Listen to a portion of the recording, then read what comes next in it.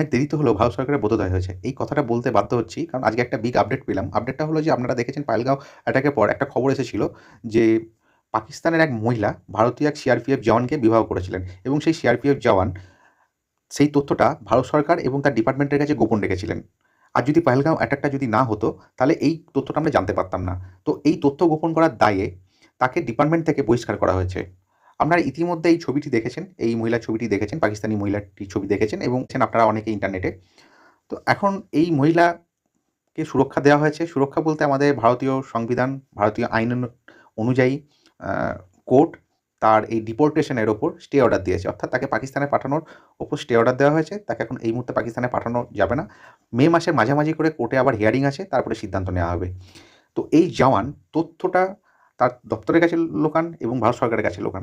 আপনারা একটা জিনিস ভাবুন, এই সেন্ট্রাল ফোর্স বা আর্মিতে যারা চাকরি করেন তারা যথেষ্ট সেনসিটিভ একটা ডিপার্টমেন্টে চাকরি করেন। শুধু সেন্ট্রাল ফোর্স বা আর্মি বলা ভুল হবে। সরকার, রাজ্য সরকার বা কেন্দ্র সরকার যেখানেই চাকরি করুন না কেন তারা সরকারি তন্ত্রের মধ্যে তারা যুক্ত থাকছে। তারা সরকারের অনেক পলিসি তারা জানতে পারবে।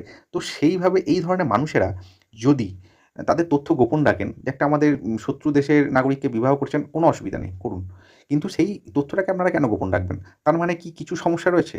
তার মানে কি কোনো তথ্য পাচার হচ্ছে? আমাদের মনে অনেক প্রশ্ন জাগছে। এই অবৈধ নাগরিক, অবৈধভাবে যারা এই ভারতে বসবাস করছেন, সে যে দেশেই হোক না কেন, বাংলাদেশ হতে পারে, পাকিস্তান হতে পারে, মায়ানমার হতে পারে, শ্রীলঙ্কা হতে পারে, আমেরিকা হতে পারে, কানাডা হতে পারে, যেকোনো বিশ্বের যেকোনো দেশেরই নাগরিক যদি ভারতে অবৈধভাবে বসবাস করে, তাহলে সেই নাগরিকদের বিরুদ্ধে ব্যবস্থা নেওয়া ভারত সরকারের প্রয়োজন, আমি মনে করি।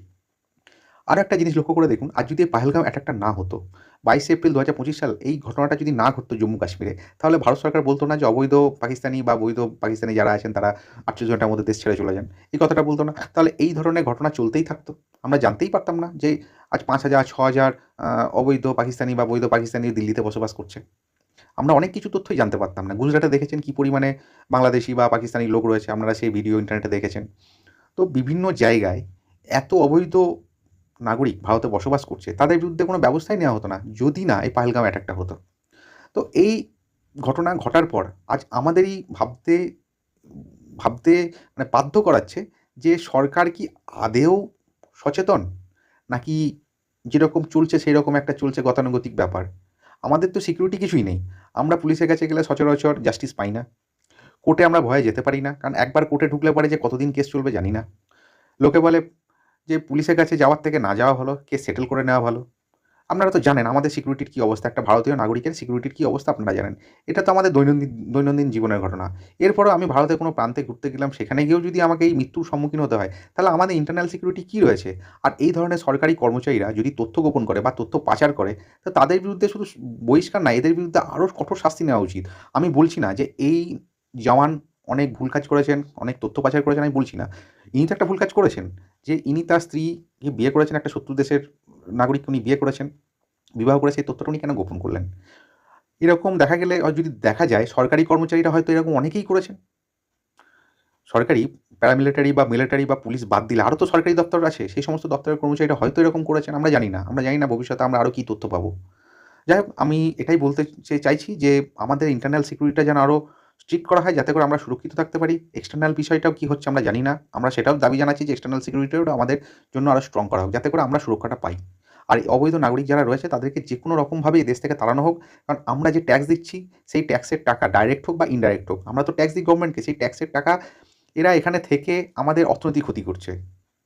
আর কি করছে? আর আমি রাজনীতির মধ্যে ঢুকতে চাই না। আপনারা প্রত্যেকেই জানেন যে অবৈধ নাগরিকরা যেকোনো রাজনৈতিক দলকে কীভাবে সাহায্য করে বা করে না সেটা আপনারা প্রত্যেকটা মানুষ জানেন।